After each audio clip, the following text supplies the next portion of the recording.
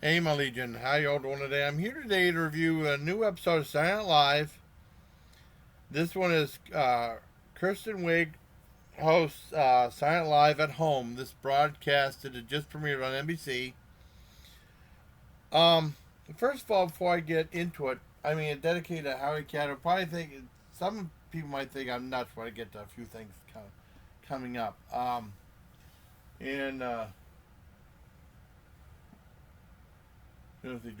and the one thing I didn't know for the longest time, I heard of Kristen Wig, but I didn't really know who she was that much because there was a time when I stopped watching Silent Live completely. And there was a time, a big block of time I didn't watch Silent Live. I watched it. I remember watching when The Rock hosted. That's when WWE was hotter than anything else. The Rock was a big star. Then I think the Mummy Turn came up, and then he did Silent Live, or he did Silent Live first, and then I can't remember. And that eventually launched him into Scorpion King and made him a big star. You know, he still did wrestling for a while, and he still probably goes back there so often. And I saw that. I saw when he hosted a second time, and that one wasn't very good, but the first one was great. And of course, I saw the Betty White one. But for the longest time, I didn't really know who Kirsten Wig was. I heard her name and stuff like that. I didn't really see anything until I saw Masterminds, and which is a really funny movie that people crap on all the time. It's really funny, you know, it kind of fizzles out in the last. It kind of fizzles out after a while. But I saw Kristen Wiig and I'm like, oh my god, she's hot. She's really hot. And then, so I mean that goes into this thing too. And I always take notes when first started reviewing Silent Live. I forget some of the skits because they're not that memorable. Some of them aren't. I'm sorry. And these are all like done at home on Zoom. I think Zoom must pay them royalties or something like that. They're getting money off Zoom because they promote Zoom, mention Zoom all the time. No one, I mean, they said mention Zoom, Google Hangouts. They don't mention StreamYard at all. That's what I go to. That's my Friday Night Live, which I had Ethan and Rita and Shawnee Mac and Tiger Kitty was on for a little bit. You know, that's what I go to. I mean, I've never been on Zoom. Uh, my sister said she had her first Zoom meeting. I don't know how she thought it was, something like that. Well, anyways, it starts off with a Zoom thing where they call it the cold opening, where they have like a graduation, and they have all these guests and stuff like that. Well, supposed guest speakers and stuff, and they all did it from Zoom. And they said, well, one person voted for this guy, Donald Trump, and it was Alex Baldwin. I mean, it was okay. I mean, it wasn't anything spectacular. It was only funny when he kind of drank bleach like that. Oh, it's so refreshing and stuff like that. That's the cure to COVID. I mean, they talk about the virus a lot, so. And I mean, people just clicked off when he was on. It was only okay. I give that a 5 out of 10. I only laughed at the bleach part. Next was Kristen Wiig monologue. Like I said, I think she's sexy. The monologue was okay. I mean, she did some funny stuff. I liked it whenever she did like. I mean, it was supposed to be for Mother's Day, and she did like the lullaby, which is loud and obnoxious. So I thought that was kind of clever. I give that a mild 6. Next was Zoom, a thing waiting for Deidre and Ripley. I guess there was a Zoom, like just some friends, and then Deidre and Ripley showed up, and Martin Short guest starred in it. And I like Martin Short. Oh, that one ain't worth waiting for. I like Martin Short, but boy, this skit wasn't funny at all. I mean, it's just it was the whole thing was just lame. I mean, Martin Short had a thing called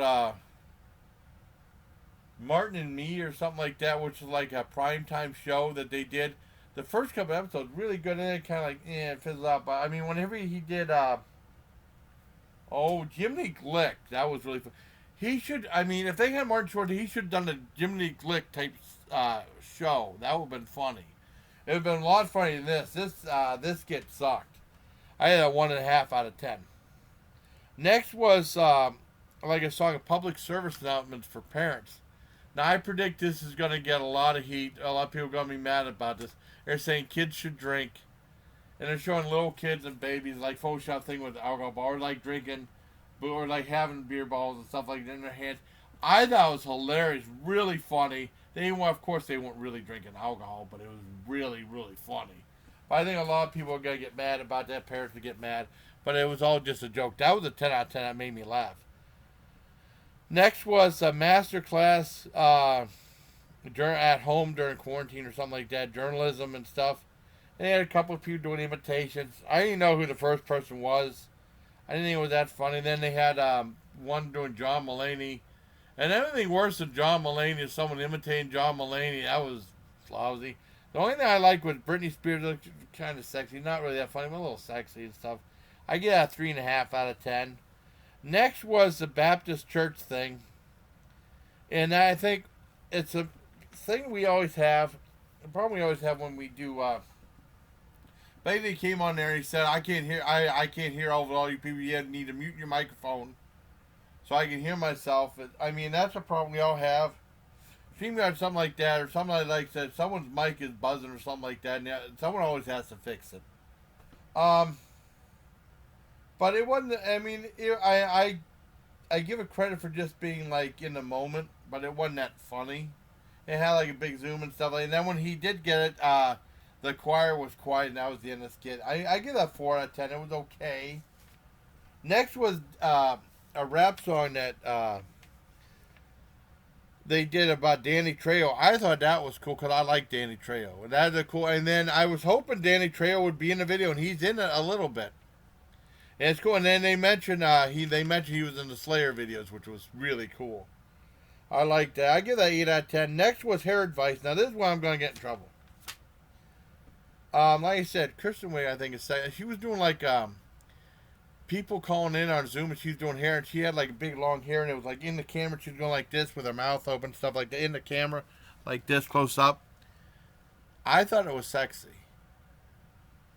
Now, I have a feeling this is what people are going to get weird. It's going to be on Pornhub because of the fetish for everything. I don't have a hair fetish, but I thought it was sexy though.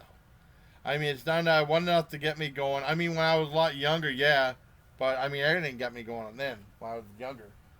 Uh, I have a feeling it's going to be on Pornhub. It's as a hair fetish thing. I think someone's gonna. It has. I have no doubt in my mind because it was sexy. It wasn't. It was kind of sexy. You know, even me doing it might. Some people might.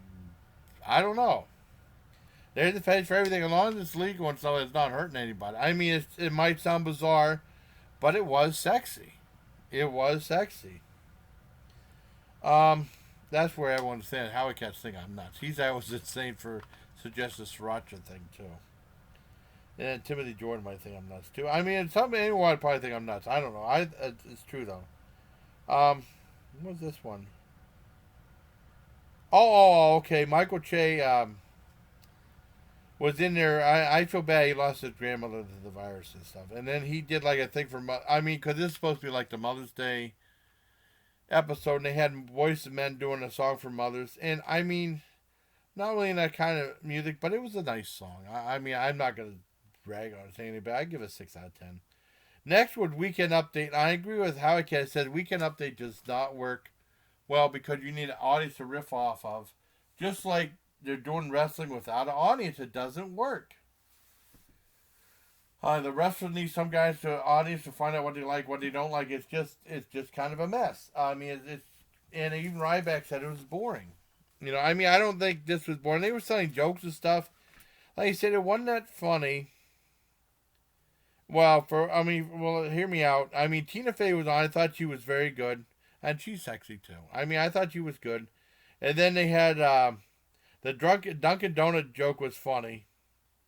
But the one thing was when they had to read the reading jokes, where they had Michael Che had to read a joke that someone submitted, that they donate the most money. The guy donated $100,000, which I thought was amazing.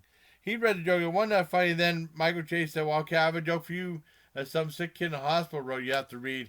And that joke made me laugh out loud. It had to make Michael Che feel very uncomfortable. I mean, Colin Jost feel very uncomfortable, but I don't feel bad for him because he's going out with Scarlett Johansson.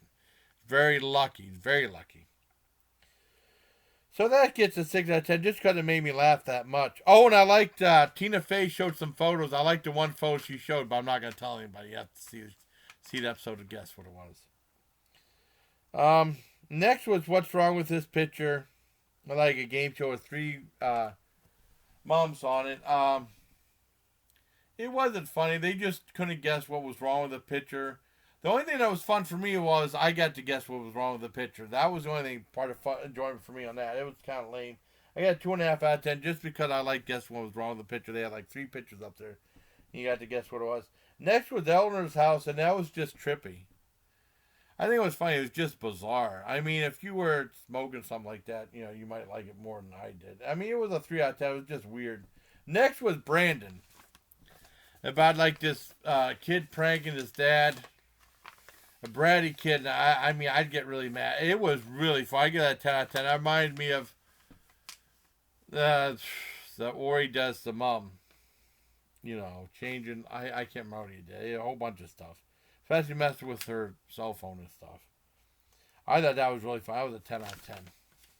Next was Lighthouse. And it seems like sometimes I see like some of the best skits toward the end of the show. Because usually it was like the stuff during the first 45 minutes was the best, and the stuff towards the end wasn't that good, except for like Mr. Bill.